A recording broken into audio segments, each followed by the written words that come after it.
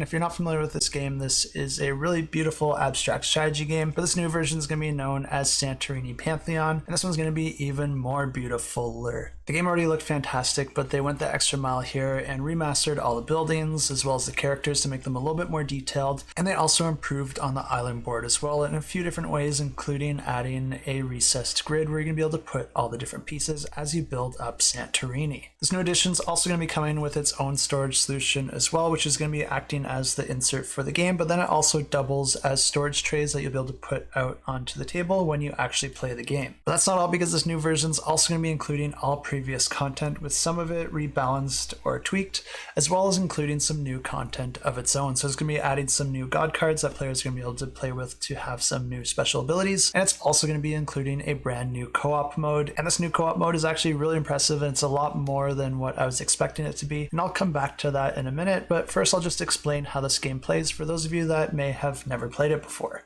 And just like I said, Santorini is an abstract strategy game, and the goal of this game is to be the first player to get one of your workers on top of a 3-story building. The players are going to be starting out the game with just an empty board other than their 2 workers that they're going to be taking turns putting out. And it's also at the start of the game where players draft their god card, which is going to give them some sort of special ability that's going to be unique to them for the rest of the game. After that, the rules of the game are pretty simple, where players are just going to be taking turns performing 1 move action and 1 build action. During your movement action, you can move one of your workers 1 space into an adjacent unoccupied space or building. And if you're moving onto a building, you can only ever move 1 level higher at a time, but you can always move any number of levels downward. And during your build action, you'll be able to build a new building in an empty space, or raise an existing building by 1 level in any space that's adjacent to you that isn't occupied by another player. And one way to prevent other players from being able to do that is to build a dome. And this is done exactly the same way as any of your build actions, but if there's already a 3-stack building adjacent to you and you don't think you can get to it first,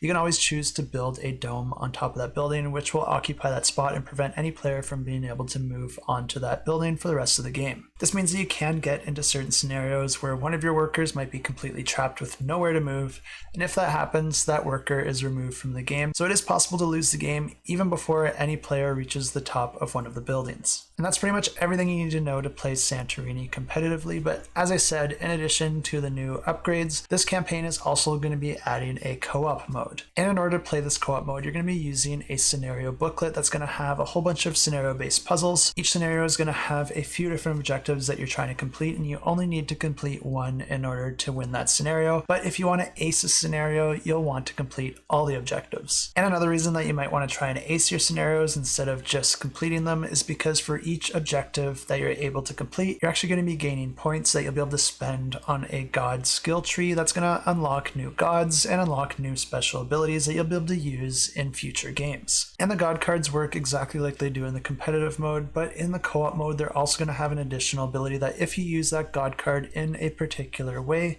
that can actually earn you other god cards or other components, adding more to your supply so that you have more to work with. So it's kind of neat that this cooperative mode is not just based on achieving a certain number of victory points and things like that. It actually has campaign and legacy elements and different puzzles for you to try and complete. And if this one sounds interesting to you, definitely check it out. I'll have links in the description below.